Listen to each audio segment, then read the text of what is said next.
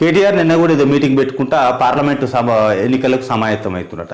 ఇది మొత్తం ఇరగబడ్డారు, ఇంకా పార్లమెంట్ ఎన్నికలు ఆడ తిరగబడ్డాయి.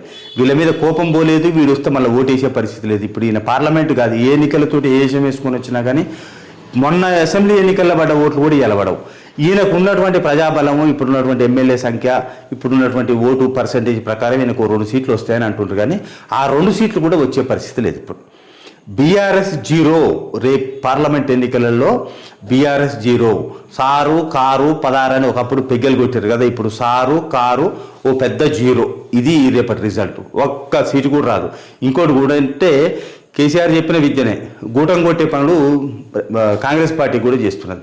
ఎక్కడ బీఆర్ఎస్ వాడు ఉన్నా మొత్తం 119 నియోజకవర్గాల నుంచి కాంగ్రెస్ కార్యకర్తలు పోవాలి, వాళ్ళు నోడగొట్టి రావాలి. ఇది మునుగోడు ఎన్నికలల్లో, సాగర్ ఎన్నికలల్లో, హుజూరాబాద్ ఎన్నికలలో వీళ్ళు చేసారు కదా, మొత్తం బ్యాచ్ దించి సేమ్ అట్లనే వీళ్ళని ఓడగొడితే ఒక్కడు కూడా పార్లమెంట్కి గెలవద్దు. ఇంకోటి వీళ్ళు గెలిచి పీకేది ఏమి లేదు.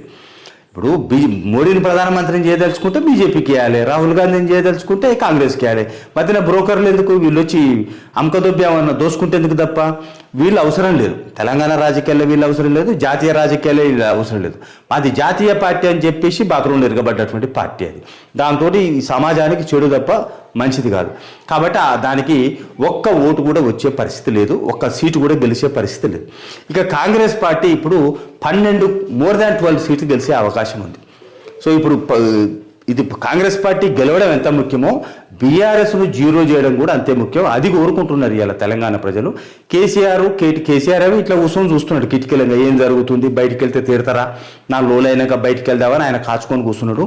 కేటీఆర్ ఏమో మన ఆయన లేస్తే మనిషిగాడు, అగ్గప్పులు వచ్చాయి ఈ గప్పులు వచ్చాయని బిల్డప్లు ఇస్తున్నాడు. ఇప్పుడు ఈయనకే దిక్కు లేదు, తనికాడ దిక్కుంది.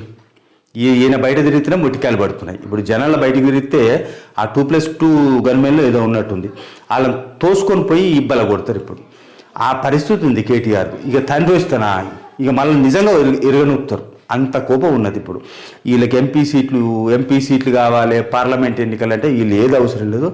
తెలంగాణ రాజకీయాలలో వీళ్ళు అధికార పార్టీలో ఉండి అధికారంలో ఉండి 10 ఏళ్ళు నాశనం చేసినారు. వీళ్ళు ప్రతిపక్షంలో ఉన్నా నాశనం చేసే అవకాశమే ఉంది.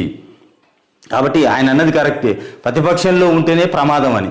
ఆయన కాంగ్రెస్కు ప్రమాదం అన్నాడు కానీ తెలంగాణకే ప్రమాదం. వీళ్ళు ప్రతిపక్షంలో వద్దు, అధికార పక్షంలో వద్దు, వీళ్ళు ఉండాల్సింది మూసీ నదిలో. కాబట్టి రేపు పార్లమెంట్ ఎన్నికల తర్వాత బీఆర్ఎస్ అదంతా చెత్తరంతా తీసుకుపోయి ఆ మూసీ నదిలో వేస్తేనే తెలంగాణకు మంచి భవిష్యత్తు ఉంటుంది, తెలంగాణ ప్రజల మనసు శాంతిస్తుంది.